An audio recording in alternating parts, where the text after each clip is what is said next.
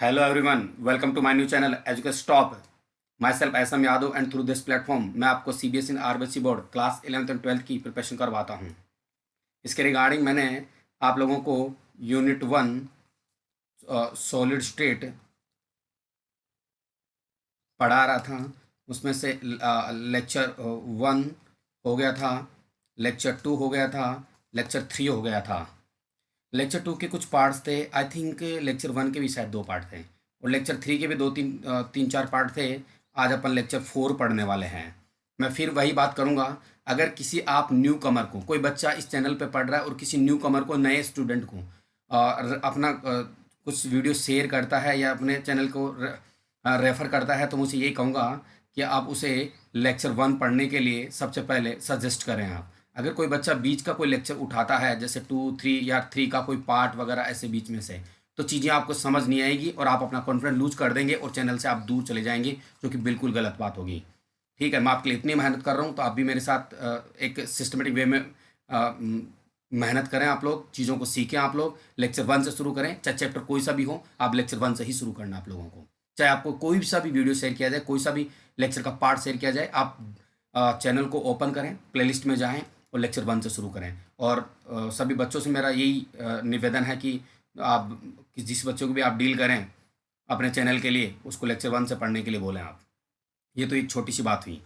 अब देखो एक इम्पोर्टेंट बात और, अगर आपके आसपास अ, कोई बच्चे, कुछ बच्चे ऐसे हैं जो फर्स्ट ग्रेड और RPC first grade, RPC Rajasthan public service corporation RPC first grade,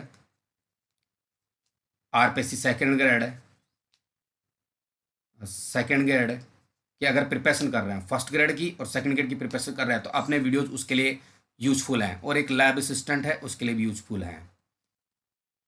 तो आप सजेस्ट कर सकते हैं कि अपन जो पढ़ रहे हैं ये videos RPC first grade, second grade और लैब असिस्टेंट तीनों के लिए यूजफुल हैं। बस इनके लिए एक प्रैक्टिस सेट तो तैयार करने पड़ेंगे मुझे। यानी जब फर्स्ट ग्रेड के लिए अपन वीडियो डालेंगे, तो उसमें सिर्फ मैं प्रैक्टिस सेट डालूंगा, बाकी वीडियोज यही रहेंगे प्रैक्टिस सेट। बस फर्स्ट ग्रेड के प्रैक्टिस सेट अलग हो जाएंगे, सेकंड ग्रेड के प्रैक्टिस सेट अलग हो जाएंगे, लैब असिस्टेंट के लेवल के अकॉर्डिंग प्रैक्टिस सेट अलग हो जाएंगे, क्योंकि इनका लेवल अलग है, लेवल के अकॉर्डिंग इनके प्रैक्टिस सेट अलग हो जाएंगे। ठीक, चलिए अपन समय ज़्यादा खराब ना करते हुए अपने सेशन को शुरू करते हैं। आज लेक्चर 4 का पहला पार्ट आज मैं आपको पढ़ा रहा हूँ, जो आने वाले 15-20 मिनट में पूरा हो जाएगा। चलिए छोटी छोटी बातें करते हैं। देखिए आज लेक्चर 1 में अपन क्या पढ़ने वाले हैं। देखो यहाँ पर एक कॉर्नर में हेडिंग डली हुई है, क्लॉज पैकिंग इन सॉलिड्स, ठोसों में निविड़ संकुलन। ये वाला टॉपिक मैं पढ़ाने वाला हूँ, ठोसों में निविड़ संकुलन। तो चलिए हेडिंग डाल लेते हैं आज की।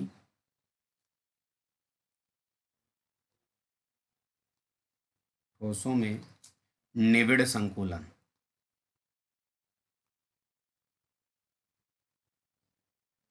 ये आज के टॉपिक की हेडिंग है, क्लॉज पैकिंग इन सॉलिड्स, ठोसों में निविड़ संकुलन। चलिए आगे बात करते हैं।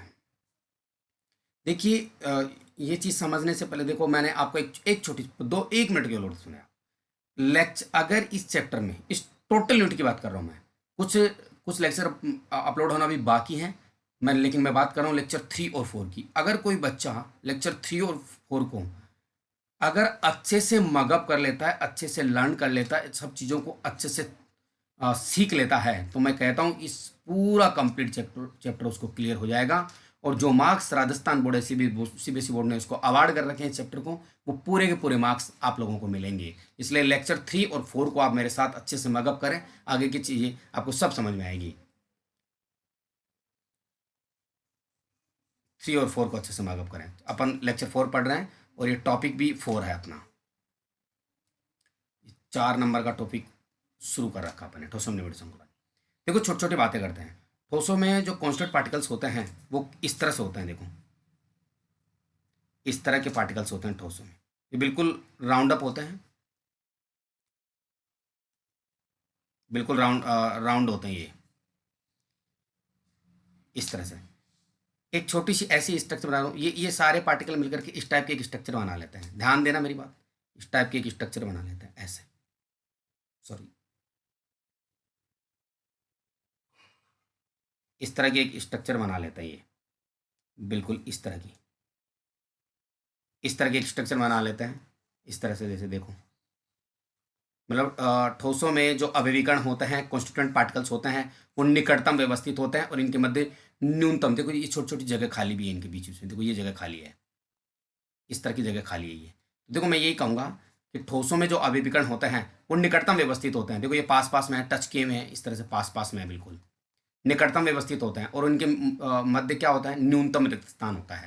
तो पहली लाइन में यही लिखूंगा, ठोसों के अभिकरणों के मध्य, ठोसों के अभिकरण निकटतम व्यवस्थित होते हैं तथा उनके मध्य न्यूनतम रिक्त स्थान पाया जाता है। तो पहली लाइन में यही लिखूंगा। देखिए फर्स्ट लाइन अपन लिख लेते हैं नोट्स के अंदर, ठोसों में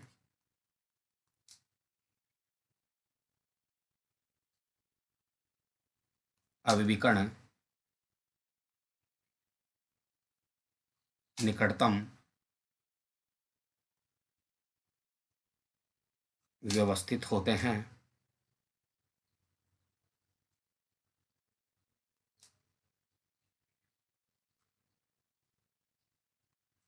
तथा इनके मध्य न्यूनतम रिक्त स्थान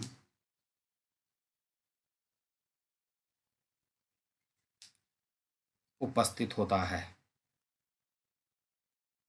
ठोसों में अभिविकर्ण निकटतम व्यवस्थित होते हैं तथा इनके मध्य न्यूनतम रिक्त स्थान पाया जाता है। और देखिए आप क्या बातें करेंगे अपन, ठोसों में जो अभिविकर्ण होते हैं वो इस तरह से होते हैं। ठोसों के अभिविकर्ण एक तो समान आकार के होते हैं, ठीक, समान आकार के होते हैं। दूसरी चीज कठोर गोले होते हैं, कठोर गोले होते हैं, अभिकरणों को कठोर गोला माना गया है। तो एक लाइन लिख सकते हैं, ठीक, ये माना जाता है, कंसिडर करके चला जाता है ये, ठीक है। तो बताएंगे आप ठोसों में अभिकरण, ठोसों के अभिविकर्ण, ठोसों के अभिविकर्ण समान आकार के, समान आकार के कठोर गोले होते हैं। ठोसों के अभिविकर्ण समान आकार के कठोर गोले होते हैं, समान आकार के कठोर गोले होते हैं। इस तरह से शायद बात समझ में आ गई होगी आपको, ये दोनों लाइन। दूसरी एक इम्पोर्टेंट बात और आप लोगों से करना चाहेंगे, ये दोनों बात हो गई है।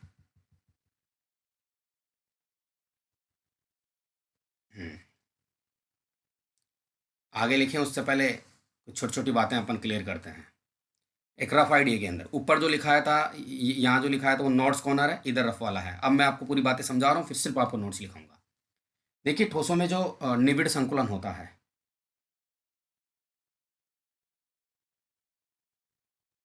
ठोसों में जो निबिड़ संकुलन होता है, निबिड़ संकुलन, इसको इंग्लिश में अपन क्लोज पैकिंग कह सकते हैं।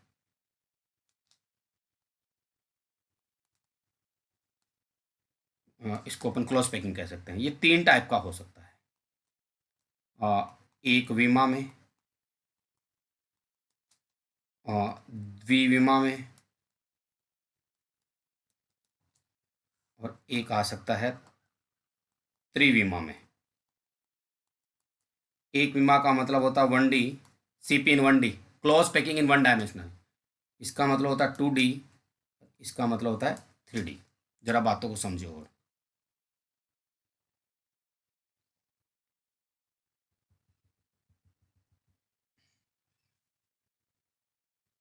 देखिए एक विमा में निबिड़ संकुलन कुछ इस तरह का होता है, देखो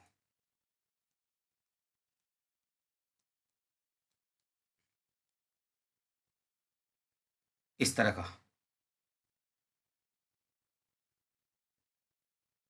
एक विमा में निबिड़ संकुलन इस तरह का होता है, अवयव कण मिलकर के एक पंक्ति का निर्माण करते हैं। देखो किसका निर्माण करते हैं, अवयव कण मिलकर के एक पंक्ति का निर्माण करते हैं एक विमा में निबिड़ संकुलन में। ठीक है, एक पंक्ति का निर्माण करते हैं इस तरह से। एक छोटी सी बात है, पहली लाइन तो अपन ये लिखेंगे एक पंक्ति का निर्माण करते हैं। दूसरी लाइन देखो क्या लिखेंगे इसके लिए अपन। मुझे एक बात बताओ, इसमें प्रत्येक अभिविकर्ण दो अभिविकर्णों के संपर्क में, ये सब चीज़ें मैं रफ में लिख रहा हूँ, रफ रफ बना रहा हूँ ये, फिर इनको मैं इरेज करके अपन नोट्स लिखेंगे। प्रत्येक अभिविकर्ण दो अभिविकर्णों के संपर्क में होता है, इसे बोलते हैं संकुलन क्षमता।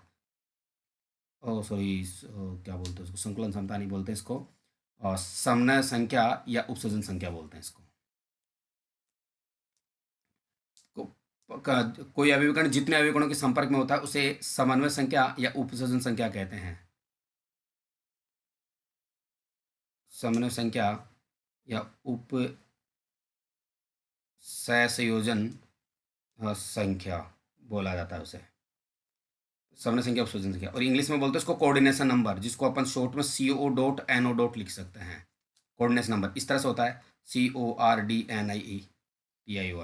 कोऑर्डिनेशन और नंबर के लिए। इसको अपन शॉर्ट में जैसे कोऑर्डिनेशन को CO लिख सकते हैं डॉट, और नंबर को NO लिख सकते हैं कोऑर्डिनेशन नंबर। तो यहाँ पर कोऑर्डिनेशन नंबर देखो 2 होगा, CO.NO बराबर 2 होगा, क्योंकि इसमें प्रत्येक अभिकर्ण दो अभिकर्णों के संपर्क में आएगा। जैसे आप इस अभिकर्ण की बात करो, ये भी देखो 2 के संपर्क में है, 1 और 2। ठीक है, इसकी बात कर लो, जहाँ पर मैंने 1 लिख रखा है उसको, एक तो ये और एक ये भी 2 के संपर्क में होगा। यानी कोई अभिकर्ण जितने अभिकर्णों के संपर्क में आता है ना, उसको अपन उसकी उपसर्जन संख्या या समन्वय संख्या कहते हैं, डायरेक्ट संपर्क में कहने का मतलब। ठीक है, तो बस एक विमा में निविड़ संकुलन में यही पढ़ेंगे। एक छोटी सी बात मैं यही बताना चाहूँगा आपको, निविड़ संकुलन 3 डायरेक्शन में होता है। जरा देखना एक बार, यहीं पे समझ लो एक बार बात को, जरा समझो बात को इस तरह से। जब एक, जैसे मान लो ये एक्स डायरेक्शन है, ये वाई डायरेक्शन है, ये जेड डायरेक्शन, 3 कोऑर्डिनेट है, ये 3 निर्देशांक है। अगर एक विमा में करना है तो आपको सिर्फ एक पंक्ति बना सकते हो, इस पंक्ति के अलावा दूसरी पंक्ति नहीं बना सकते। इसकी वजह मैं आपको बताने वाला हूँ। देखो कैसे, आप मुझे एक बात बताओ, आपने एक्स डायरेक्शन में ये वाली एक पंक्ति बना दी, राइट। अब आप इसके ऊपर अगर अभिविकर्ण लगाते हो ना, तो वो किस में डालेंगे, वाई डायरेक्शन में, जो कि गलत है। अगर आप इसके इधर बराबर में लगाते हो, ऐसे ऐसे यहाँ लगाते हो अभिविकर्ण, तो किस में आता है, वो जेड डायरेक्शन में आता है, जो कि गलत है। अपन सिर्फ एक विमा में ही कर रहे हैं, इसलिए एक पंक्ति बन सकती है। तो एक विमा में निबिड़ संकुलन में क्या बनती है, एक पंक्ति बनती है, और उस पंक्ति में प्रत्येक अभिविकर्ण कितने अभिविकर्णों के संपर्क में होता है, 2। इसलिए यहाँ पर कोऑर्डिनेशन नंबर कितना होगा, 2। ठीक, बस इतनी बात पढ़ेंगे। ये बात हुई है आपकी एक विमा में। अब द्विविमा के लिए देखो, द्विविमा में जो निबिड़ संकुलन होता है वो 2 प्रकार से हो सकता है। कैसे कैसे, जरा समझना। आपको पता है कि बहुत सारी पंक्तियां मिलकर के एक परत बना लेगी। देखो, एक अभिविकर्ण को मैं इस तरह से लिख रहा हूँ द्विविमा में, ध्यान देना छोटी छोटी बातें निकल के आएगी, और मैं आपको 10 मिनट के अंदर इस टॉपिक की बैकबोन को तोड़ दूंगा। सिर्फ 10 मिनट्स दीजिए मुझे आप, और 10 मिनट के बाद में सिर्फ नोट्स लिखना बाकी रह जाएगा, इस टॉपिक को खत्म कर दूंगा मैं। हाँ, ये जरूर रह जाएगा, त्रिविमाला रह जाएगा, जो मैं अगले अगले लेक्चर में बताऊंगा। बस 2D वाले को खत्म कर दूंगा, मतलब एक विमा द्विविमा में इस लेक्चर में पढ़ाएंगे, त्रिविमा में अगले लेक्चर में पढ़ाऊंगा मैं। ठीक है, चलिए, ये अवयवकोणों की एक पंक्ति है जो मैंने इस तरह से आपके सामने रख दी है। अब देखिए अगली पंक्ति को देखो एक बार आप, इसमें भी मैं एक पंक्ति बना रहा हूं। बस छोटी छोटी बातों को 2 मिनट के लिए और ध्यान दें, आप फोकस करें एक बार।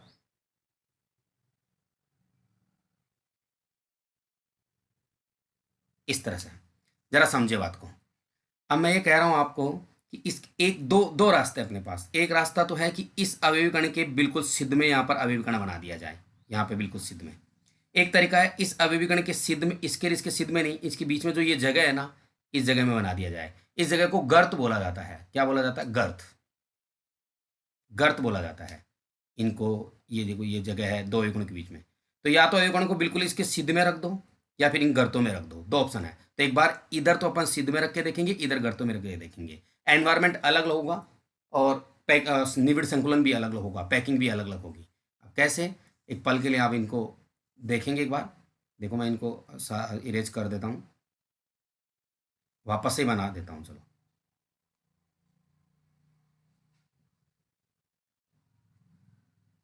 चलिए मैं इधर वापस से बना देता हूँ। ये देखो,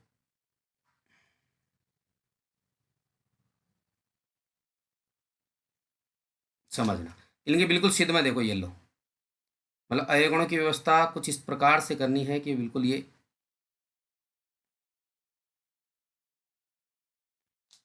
सिद्ध में आ जाए।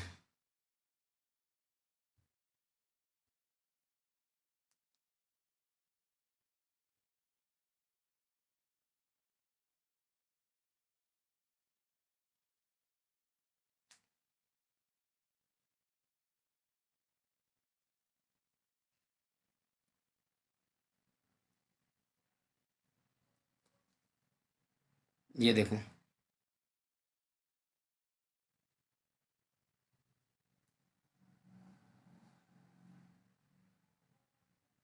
ये देखो, इसके गर्तों में लगा रहा हूँ मैं। मेरी बात समझना आप। मैंने इन दो अभिगणों के बीच में जो गर्त है उसमें अभिगण लगा रहा हूँ, जबकि इसमें सिद्ध में लगाया था। तो दोनों में एनवायरनमेंट अलग लगाएगा। देखो अब इसके गर्तों में देखो, ये लो,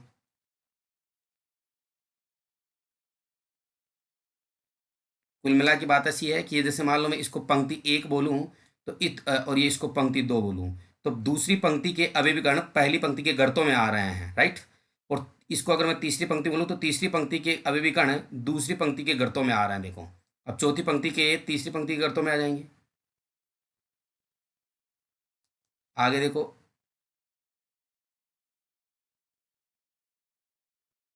इस तरह का एनवायरनमेंट आएगा, ये लो, राइट। चलिए चीज़ें आपको क्लियर हो गई हैं, अब समझो बात को। इसमें देखो क्या होगा, इसमें अभिविकर्ण, इसको ले, देखो इसमें अभिविकर्ण, सभी पंक्तियों के अभिविकर्ण क्या होते हैं, सिद्ध में होते हैं। देखो इसका केंद्र, देखो इनके, देखो इनके केंद्र, इसके केंद्र, देखो इधर। चाहे आप इस क्षैतिज दिशा में जाओ, चाहे इधर ऊर्ध्वाधर दिशा में आओ, दोनों दिशाओं के अंदर इन अवयवगणों के जो केंद्र हैं वो बिल्कुल संरेखित हैं, अलाइंड हैं, बिल्कुल सिद्ध में है। ये कुछ गोले टेढ़े मेढ़े बन गए इसलिए ये सिद्ध में दिखाई नहीं दे रहे, बाकी ये सब सिद्ध में होते हैं, इस तरह से संरेखित होते हैं। अगर मैं पहली पंक्ति को ए बोलूँ तो अगर क्या होता है, देखो एक एक चीज़ और समझना है यहाँ पर। जैसे एक गोला दिए ये वाला है और दूसरा गोला ये वाला है। इस गोले के अभिकर्ण के सेंटर को मैंने ये लिखा और इस गोले के केंद्र को मैंने ये बनाया। अगर इस पहले गोले को मैं ए लिखूं तो दूसरे को भी ए बोलूंगा। मेरी बात ध्यान से सुनना। अगर दो गोलों के केंद्र बिल्कुल सिद्ध में होते हैं तो अगर अपन पहले गोले को ए नाम दे रहे हैं तो दूसरे गोले को भी ए बोलेंगे।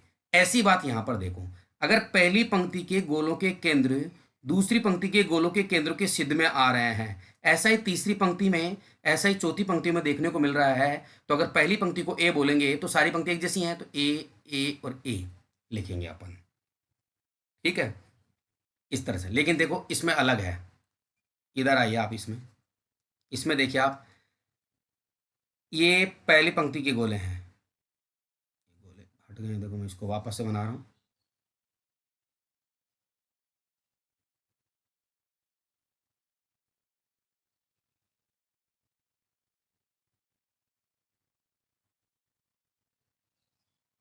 ठीक है, अब देखो जब जरा समझना बात को, यहीं से समझ में आ जाएगा आपको। जैसे देखिए ये एनवायरनमेंट सही नहीं हुआ, इसको मेरे को मिटा के दोबारा बनाना पड़ेगा, थोड़ा प्रॉपरली नहीं बना। इधर तो आपको समझ आ गया, देखो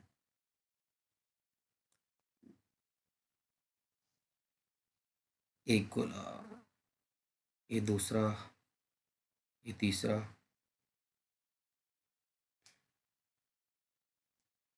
अब देखिए समझना, यहाँ दोनों के बीच में ये गर्त बन रहा है, इसमें बना रहा हूँ गोला, जबकि इसमें सिद्ध में बनाया था, इस वाले में सिद्ध में बनाया था।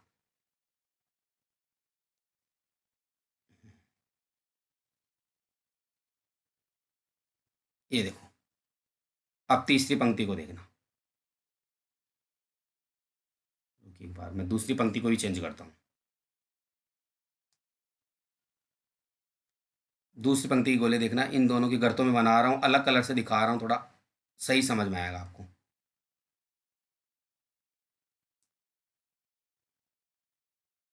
ये देखिए आप, अब तीसरी पंक्ति के गोले देखना,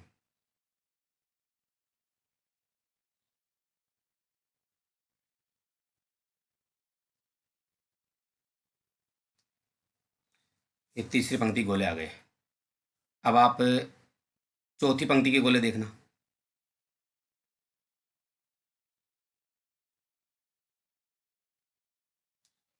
अब आप पांचवी पंक्ति के गोले देखना। मैंने ऐसा क्यों किया है इसकी वजह बता रहा हूँ आपको। दो ही कलर रखे, ये बार बार दोबारा मिटा के मैंने इसलिए लिखा। अब आप चीज़ों को फोकस करें। मैं कह रहा हूँ ये पहली पंक्ति के केंद्र, पहली पंक्ति के गोलों के केंद्र है ये वाले, और ये दूसरी पंक्ति के देखो। अब देखिए दूसरी पंक्ति का जो गोलों का केंद्र है वो इसके बीच में आ रहा है। देखो यहाँ पर बीच में आ रहा है, इसका मतलब सिद्ध में नहीं है। यहाँ पर देखो इसका सिद्ध में नहीं है। इन दोनों को देखो, इस गोले के बीच में आ रहा है ये वाला, इन दोनों के बीच में आ रहा है, ठीक है, ये वाले बीच में आ रहा है। देखो इन दोनों के बीच में ये वाला और इन दोनों के बीच में ये वाला। इसका मतलब अगर पहली पंक्ति को मैं ए लिखता हूँ तो दूसरी पंक्ति बिन है इसलिए बी लिखूंगा। अगर दोनों के केंद्र एक सिद्ध में आ जाते तो अपन अगर इसको ए लिखते तो इसको ए लिखते अगर सिद्ध में आते तो, लेकिन सिद्ध में नहीं इसलिए बी।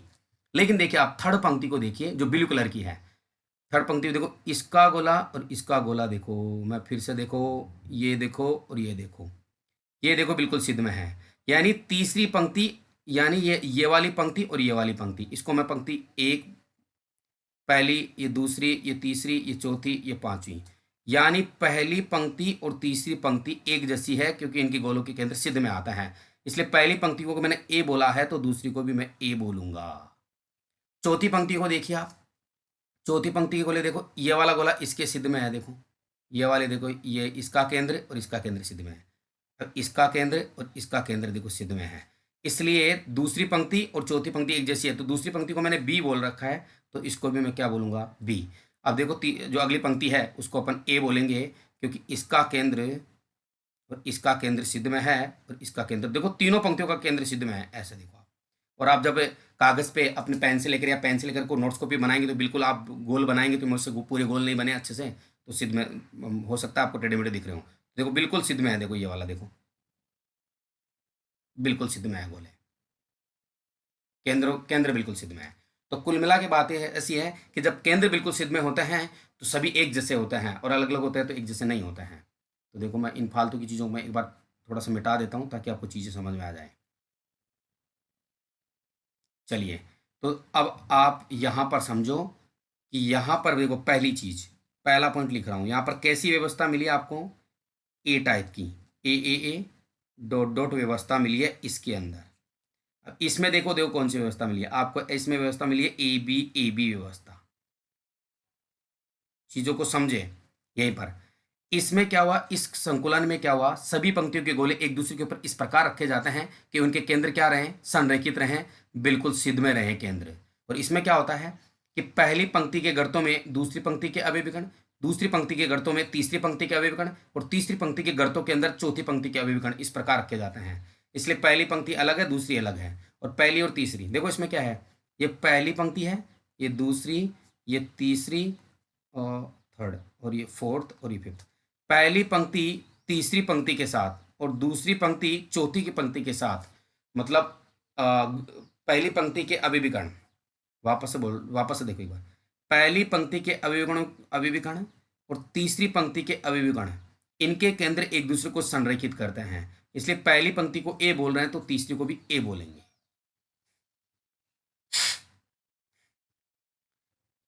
अब देखिए ये दूसरी पंक्ति के अवयवीकरण है और ये चौथी पंक्ति के अवयवीकरण है। अगर दूसरी पंक्ति के जो अवयवीकरण उनके केंद्र और चौथी पंक्ति के अवयवीकरण उनके केंद्र बिल्कुल संरेखित होते हैं, सिद्ध में होते हैं। इसलिए अगर दूसरी पंक्ति को आप बी कह रहे हो तो चौथी पंक्ति को आप बी कहेंगे। इसलिए कैसी व्यवस्था आ गई है, ए बी। और यहाँ पर सभी पंक्ति एक जैसी थी इसलिए कैसी व्यवस्था आई, ए। चलो इतनी बातें हो गई हैं, आगे बस 2 मिनट और, 2 मिनट खत्म कर दूंगा मैं इस टॉपिक को, 2 मिनट में ही इसका गेम ओवर हो जाएगा। देखिए इस पंक्ति में किसी भी गोले को पकड़ लो, मान लो मैंने इस गोले को पकड़ लिया, आप किसी को पकड़ लो, सबको देख लो, इससे डायरेक्ट कितने गोले टच हो रहे हैं, देखो मैं बता रहा हूँ उनको, 1, डायरेक्ट कितने छू रहे हैं, 2, 3। मैंने थोड़ी देर पहले एक डेफिनेशन बताई थी सामान्य संख्या की कि ये किसी गोले को गोले से निकटतम स्थित गोलों की संख्या को, किसी गोले से डायरेक्ट जितने गोले टच करते हैं, जितने गोले छूते हैं उसको उसकी समन्वय संख्या या उपसर्जन संख्या कहते हैं। किसी गोले को से डायरेक्ट निकटतम स्थित गोलों की संख्या को उसकी समन्वय संख्या या उपसर्जन संख्या या कोऑर्डिनेट नंबर कहते हैं। ठीक है, तो देखो इन गोलों के केंद्रों को अपन मिला, तो यहाँ पर देखिए कोऑर्डिनेशन नंबर 4 हो गया क्योंकि 4 गोले छू रहे हैं, पहले तो इसको लिख लो। इन गोलों के केंद्रों को मिला लो एक बार आप, चलिए मैं इन गोलों के केंद्र को मिलाता हूँ, देखो आप मुझे एक बात बता दो, कौन सी आकृति बन रही है? शायद उम्मीद करता हूँ आपको एक वर्ग की तरह आकृति दिख रही होगी, वर्ग। तो इसलिए इसको वर्गीय निविड़ संकुलन बोला जाता है,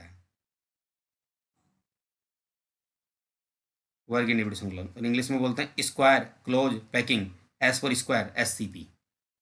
इधर देखिए आप, दूसरी लाइन, इस यहाँ पर देखिए, जैसे मान लो मैंने इस गोले को पकड़ लिया है। अब देखो इस गोले से 6 गोले टच कर रहे हैं, और इन गोलों के केंद्रों को मिलाने पर एक षटकोण बनता है, हेक्सागन बनता है, एक षटकोण बनता है।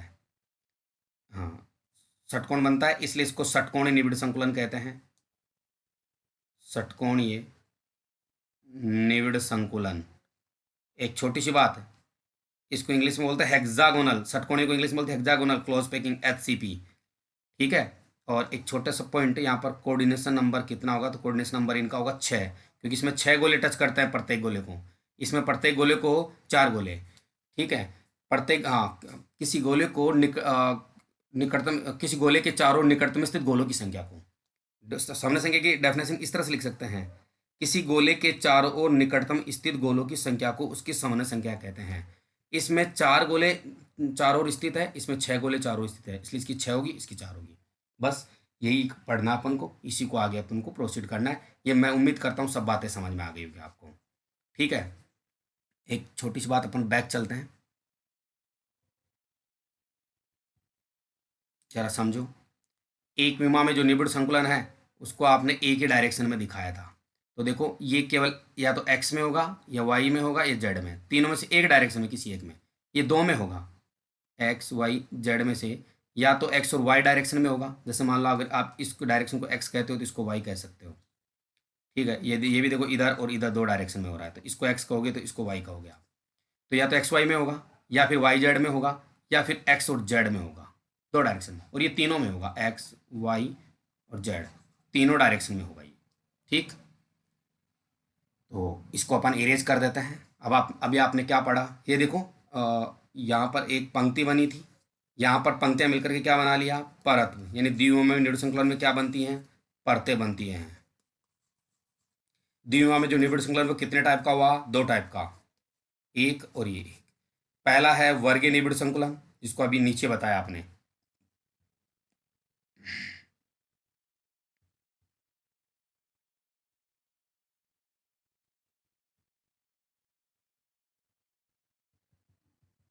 देखिए, पहला टाइप है वर्गीय निबिड़ संकुलन, इसको द्विविमा निबिड़ संकुलन का प्रकार बता रहा हूँ।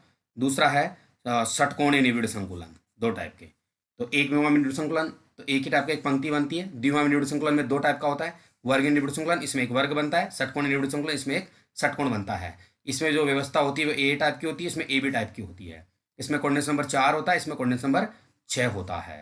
इसमें इसको SCP बोलते हैं, इसको शॉर्ट में इसको HCP बोलते हैं। तो दो दो तीन तीन लाइन लिखनी है, और इसको सबको इरेज करना अपन को, ताकि अपन नोट्स लिख पाएँ फिर। चलिए, उम्मीद करता हूँ ये सारी बातें आपको समझ में आ गई होगी। हाँ, और अभी नोट्स लिखते सारी बातें और बाकी की बातें और समझ आ जाएगी आपको।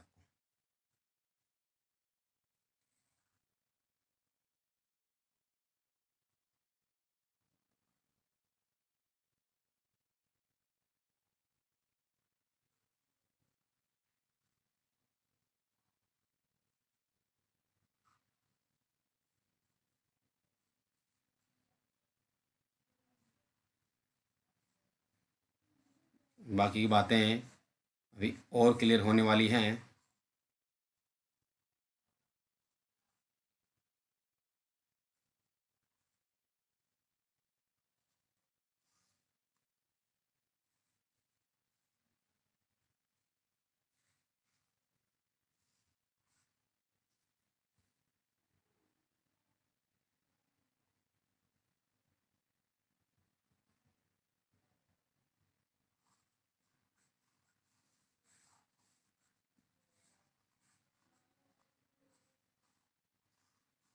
चलिए,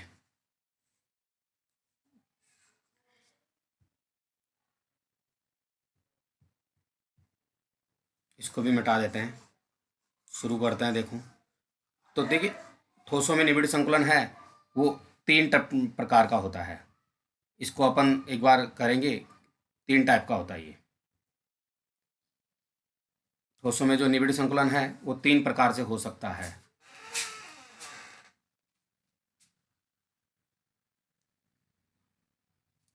ठोसों में जो निबिड़ संकुलन है वो तीन प्रकार का होता है।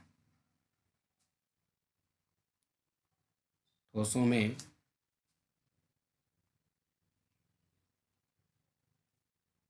निबिड़ संकुलन तीन प्रकार से हो सकता है। हाँ, इसमें स्मॉल ए डालेंगे अपन। क्या बोलते हैं उसको, एक विमा में। एक विमा में बस अपन नोट्स लिखेंगे, ज़्यादा कुछ दिक्कत नहीं है। निबिड़ संकुलन अभी फटाफट फटाफट मैं 10 मिनट में निकाल देता हूँ, 5-7 मिनट में सारे नोट्स निकाल देता हूँ। एक विमा में निबिड़ संकुलन, ठीक है। इसको इन शॉर्ट आप ऐसे लिख सकते हो, CP in close packing, CP in 1D। CP in 1D मतलब एक विमा में निबिड़ संकुलन। देखिए इसमें क्या होता है, एक पंक्ति बनेगी। पहले मैं एक इसको अरेंज कर देता हूँ कि इसको दिखाएंगे कैसे। देखिए आप इस तरह से, ये अभी कण है।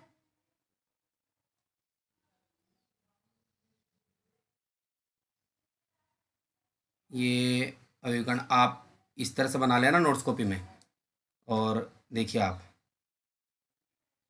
ये देखो दो अभिकरणों के संपर्क में एक और दो, आप लिखो तो ठीक है, वरना कोई दिक्कत नहीं है। तो यहाँ पर कोऑर्डिनेशन नंबर कितना हो गया, 2 हो गया। और एक पंक्ति बनी है यहाँ पर, ठीक है। तो देखो एक लाइन और लिख देता हूँ मैं। हाँ, जब अभिकर्ण मिलकर, जब अभिकर्ण मिलकर एक पंक्ति का निर्माण करते हैं तो इसे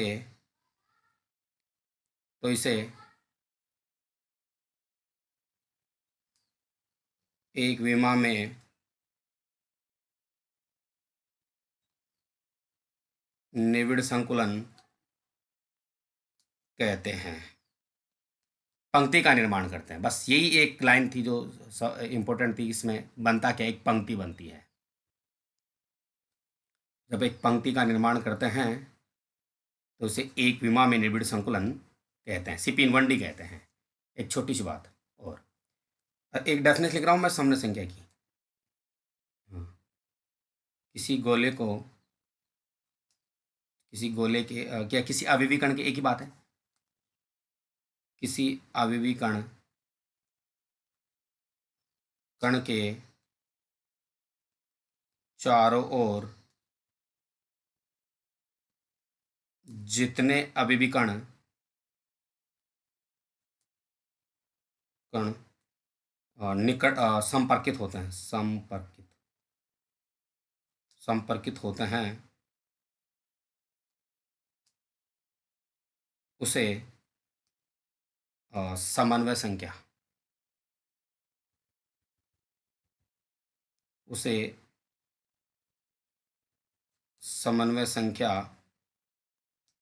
या उप सहसंयोजन संख्या, समन्वय संख्या या उप सहसंयोजन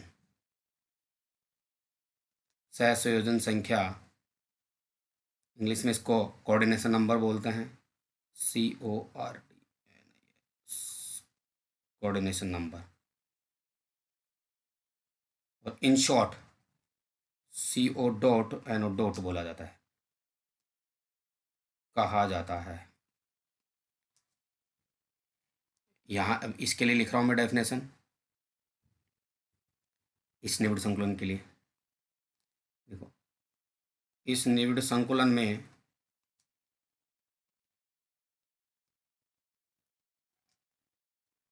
प्रत्येक अवयवी कण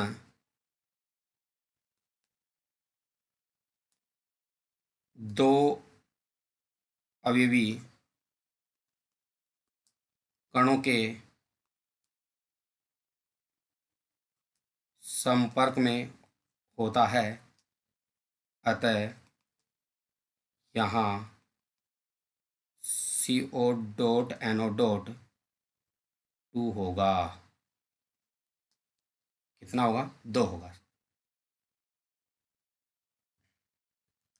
कोऑर्डिनेट नंबर 2 होगा। ये पूरा हो गया एक विमा में निविड़ संकुलन। अब द्विविमा में करेंगे अपन।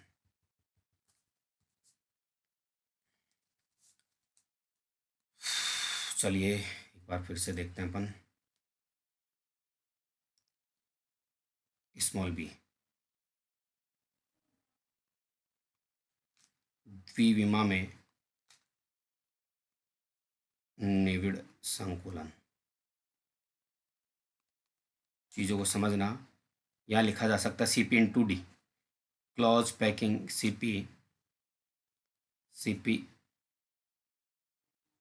इन 2D, द्विविमा में निविड़ संकुलन 2 डायमेंशन के अंदर।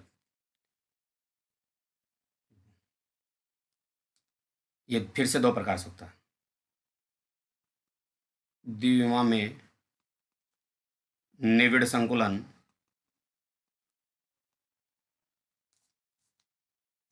दो प्रकार से हो सकता है। फर्स्ट टाइप वर्गीय निविड़ संकुलन,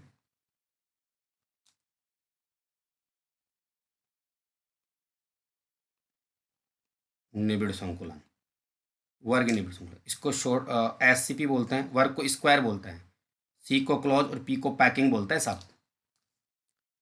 जरा देखिए, हाँ देखो, इसके लिए मैं एक डायग्राम बना रहा हूँ, फिर आगे पढ़ेंगे अपन।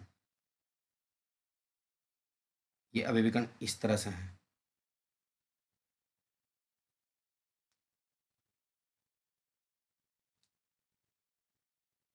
ये दूसरी पंक्ति है। दूसरी पंक्ति के अभिविकर्ण पहली पंक्ति अभिविकर्ण के बिल्कुल सिद्ध में है, यानी इनके केंद्र बिल्कुल संरेखित होंगे, सिद्ध में होंगे। तीसरी पंक्ति के अभिविकर्ण भी इसी तरह से हैं। चौथी पंक्ति के अभिविकर्ण भी देख लो आप।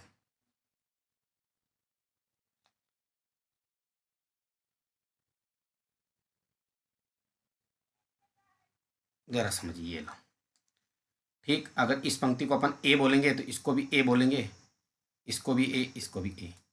यहाँ पर कुछ बातें लिखेंगे अपन। पहली बात A डॉट डॉट डॉट व्यवस्था, पहली चीज। दूसरी कोऑर्डिनेशन नंबर 4 से 2 बातें लिखेंगे, बाकी अपन थ्योरी बनाएंगे। देखो इसमें क्या लेंगे, इसमें प्रथम पंक्ति के ऊपर या नीचे भी हो सकता है, ऊपर द्वितीय पंक्ति या अन्य पंक्तियां इस प्रकार प्रथम पंक्ति के ऊपर द्वितीय पंक्ति या फिर अन्य पंक्तियां, यानी तीसरी, चौथी, पांचवी, जो भी है, मतलब अन्य पंक्तियां इस प्रकार रखते हैं कि सभी पंक्तियों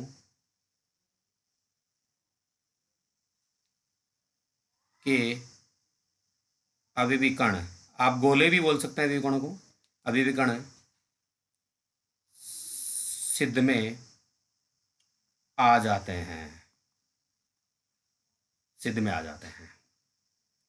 ये पहली बात होगी, अभिविकर्ण सिद्ध में आ जाते हैं। ठीक है, इस तरह से। अब देखिए नेक्स्ट, देखो इस, अब देखिए आप चाहे क्षैतिज दिशा में जाओ इस तरह से, या फिर ऊर्ध्वाधर दिशा में जाओ इस तरह से। ठीक है, ये तो मैं क्षैतिज लिख लेता हूँ और यहाँ लिख लेता हूँ ऊर्ध्वाधर। किसी भी दिशा में चली जाइए आप, गोले क्या होंगे? संरेखित होंगे। देखो इस निबिड़ संकुलन में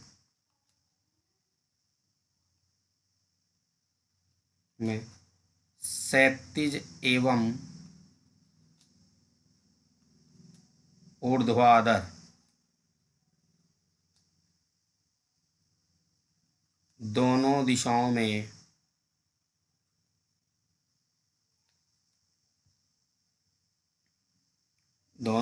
में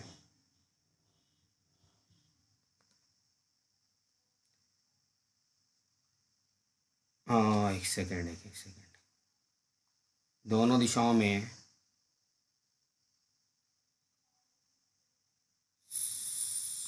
सभी पंक्तियों के अवयवी कणों के केंद्र संरेखित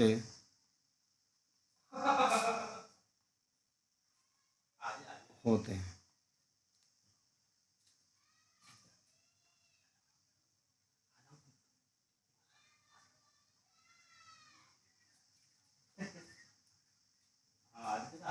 इस संकुलन में क्षैतिज एवं ऊर्ध्वाधर दोनों दिशाओं में सभी पंक्तियों के अवयव कणों के केंद्र संरेखित होते हैं। इसलिए अगर पहली पंक्ति को ए बोलेंगे तो सभी पंक्तियों को ए बोलेंगे, जिससे ए डॉट डॉट डॉट व्यवस्था प्राप्त होती है।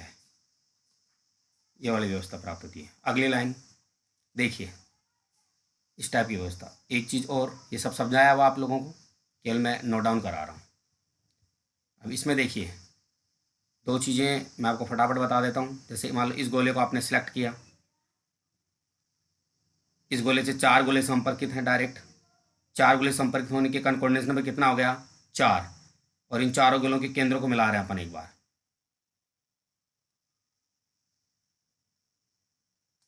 चलिए इन चारों गोलों के केंद्रों को मिला देते हैं एक बार अपन।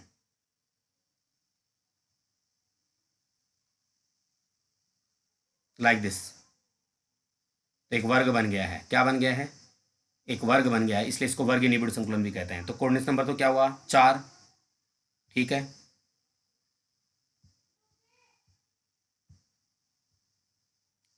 देखिए आप तो बताएंगे, एक सेकेंड। इस निबिड़ संकुलन में प्रत्येक गोले को 4 अन्य गोले प्रत्येक गोले से कर लेते हैं। यहाँ पर थोड़ा लाइन को चेंज कर लेते हैं, बन नहीं पा रही थी लाइन। प्रत्येक गोले से 4 अन्य गोले संपर्कित होते हैं।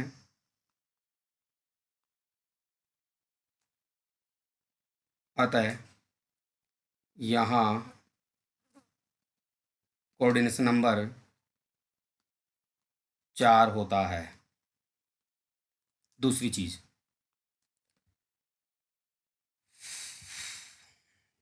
देखिए आप आगे। एक चीज़ और लिख लेते हैं इसके लिए। अपन ये लिखेंगे कि यहाँ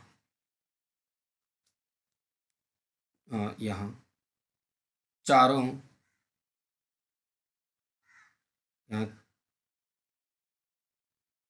यहाँ चारों गोलों के चारों संपर्कित। एक सेकेंड, थोड़ा सा लाइन को मैं चेंज करना चाहूँगा। यहाँ प्रत्येक गोले से संपर्कित चारों अभिविकर्ण लिख दो या गोले लिख दो। अपन अभिविकर्ण लिखते आ रहे हैं तो अभिविकर्ण ही लिख लेते हैं यार इनको।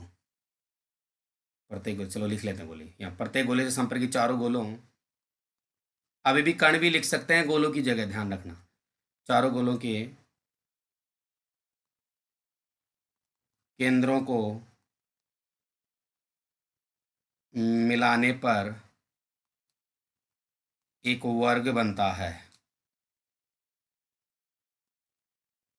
अतः इसे, मैं आगे लिखना पसंद करूंगा इसको, हाँ, अतः इसे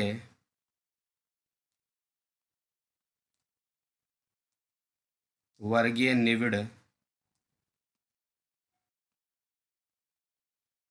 संकुलन भी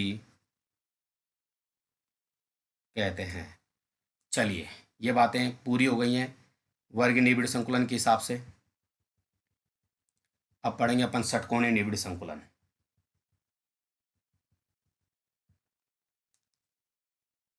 स्मॉल बी,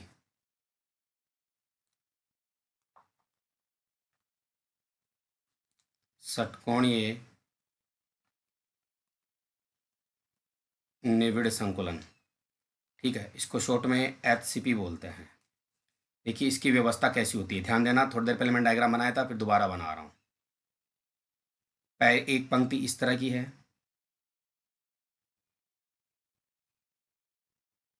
देखिए इससे काम चल जाएगा अपना। अब दूसरी पंक्ति के जो अवयवीकरण है, पहली पंक्ति के गर्तों में बना रहा हूँ मैं, देखो इसके गर्तों में ये अवयवीकरण आ गया है, इसके गर्तों में ये वाला अवयवीकरण आ गया है, इसके गर्तों में ये वाला अवयवीकरण आ गया है, इसके गर्तों में ये आ गया है। अब तीसरी पंक्ति बना रहा हूँ वापस से,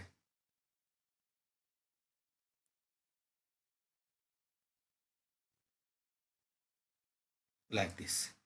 फिर से देखो मैं चौथी पंक्ति बना रहा हूँ,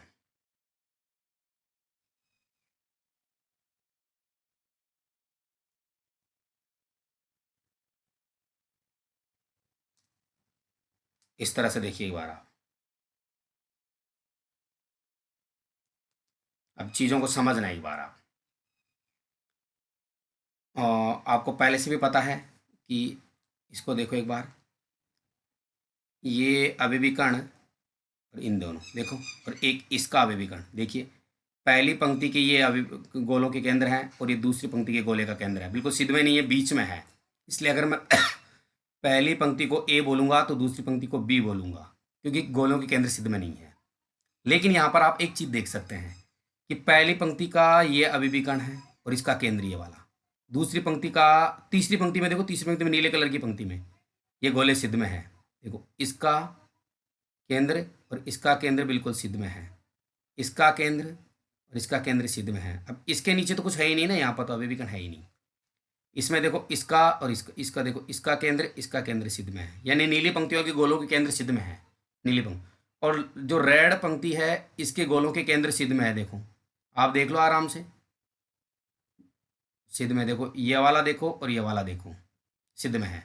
इसलिए अगर नीली पंक्ति वाले को ए कह रहे हैं तो सभी नीली पंक्तियां ए होगी, ए टाइप की होगी, और रेड पंक्ति को बी कह रहे हैं तो सभी रेड पंक्तियां बी टाइप की होगी।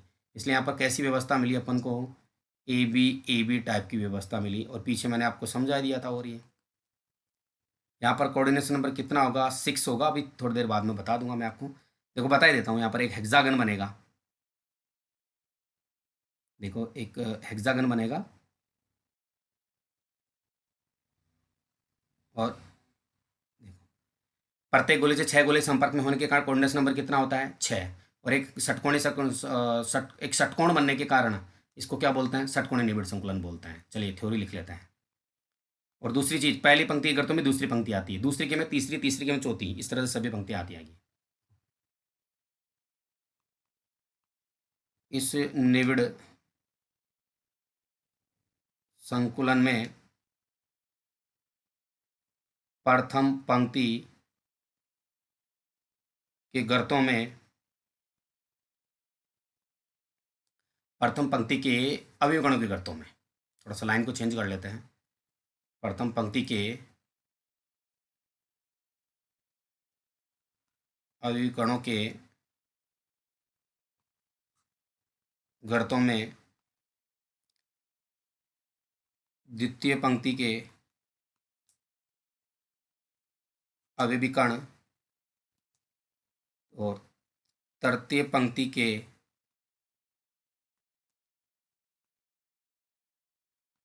गर्तों में, सॉरी द्वितीय पंक्ति के गर्तों में। प्रथम पंक्ति के गर्तों में तो द्वितीय पंक्ति का अभिकरण आ गए, इसलिए द्वितीय पंक्ति के गर्तों में द्वितीय पंक्ति के गर्तों में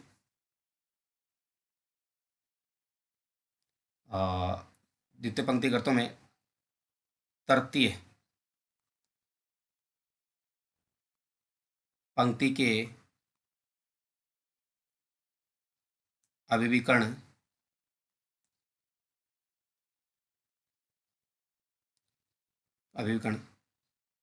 आते हैं तथा इसी प्रकार आगे की पंक्तियों में भी होता है। अब इसी प्रकार आगे की पंक्तियों में कैसे, इसको जरा समझेंगे आप। आगे की पंक्तियों में कैसे, जैसे प्रथम पंक्ति के गर्तों में द्वितीय पंक्ति का विकर्ण, द्वितीय के गर्तों में तृतीय, तृतीय के गर्तों में चतुर्थ, चतुर्थ के गर्तों में पंचम, पंचम के गर्तों में षष्टम, इस तरह चलता है, पंक्तियों में होता है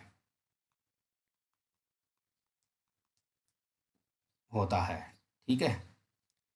अब देखो इसमें क्या होता है, एक चीज का ध्यान रखना, इस निविड़ संकुलन में ये लाइन इंपॉर्टेंट है। निविड़ संकुलन में प्रथम पंक्ति के अवयवी कण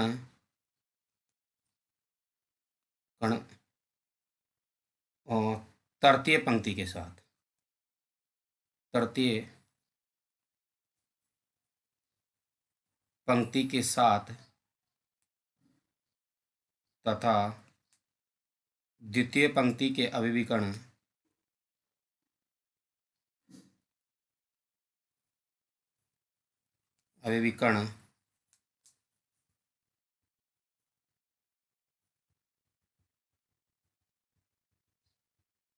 तथा द्वितीय पंक्ति के अवयवी कण चतुर्थ पंक्ति के साथ संरेखित होते हैं, जिससे AB डॉट डॉट व्यवस्था प्राप्त होती है, ठीक है। ABB व्यवस्था प्राप्त होती है। अब वही चीज कोऑर्डिनेट्स नंबर वाली देखो, इस निविड़ संकुलन में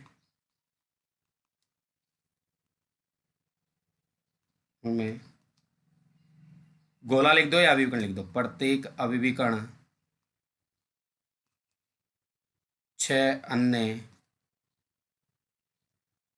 अभिविकर्णों के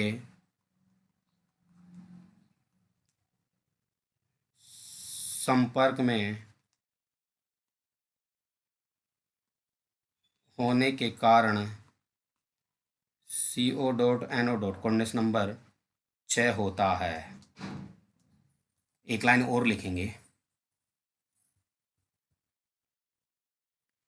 एक लाइन क्या लिखेंगे वो देखो, यहाँ प्रत्येक गोले से संपर्कित 6 गोलों के, अभिविकर्ण भी लिख सकते हैं गोले की जगह, 6 गोलों के केंद्रों को मिलाने पर एक षटकोण बनता है, अतः इसे षटकोणीय निविड़ संकुलन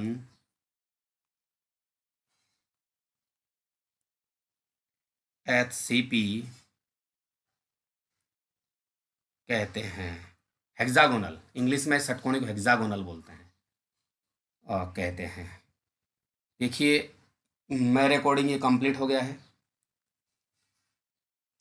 मतलब एक विमा में द्विविमा में निविड़ संकुलन पूरा हो गया है। एक नोट लिखा रहा हूँ, उस नोट को एक बार आप फाइनल में नोट कर लें, बहुत इंपॉर्टेंट नोट है। नोट क्या है वो देखिए, जरा समझिए इस नोट को, कि जो षटकोणीय निविड़ संकुलन है, इसके अंदर संकुलन क्षमता अधिक होती है। षटकोणीय निविड़ संकुलन में संकुलन क्षमता वर्गीय निविड़ संकुलन से अधिक होती है षटकोणीय में। ठीक है, इस तरह से। तो देखिए आपने निविड़ संकुलन 3 प्रकार से देखा, एक विमा में, द्विविमा में और त्रिविमा में। एक विमा में, द्विविमा में आप पढ़ चुके हैं। आप इस सेशन को बार बार 1-2 बार रिवाइज करना, ये बहुत इंपॉर्टेंट टॉपिक है। मैंने पहले कह दिया, लेक्चर 3 लेक्चर 4 आपको बहुत अच्छे से आना जरूरी है। चलिए देखिए आपने क्या क्या पढ़ा।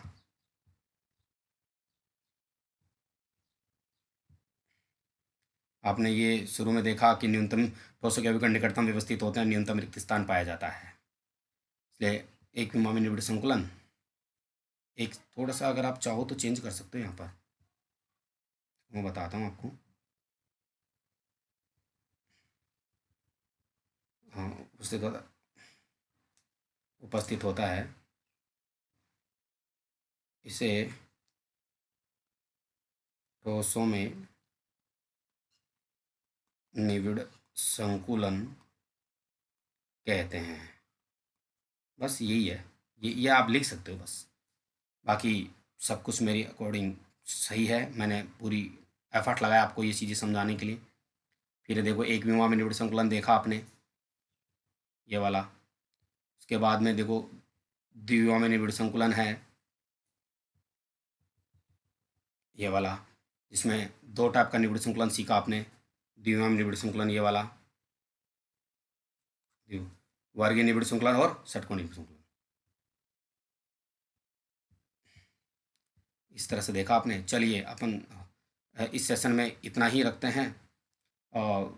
Thanks for watching. If you like this video, share more and more and like it also.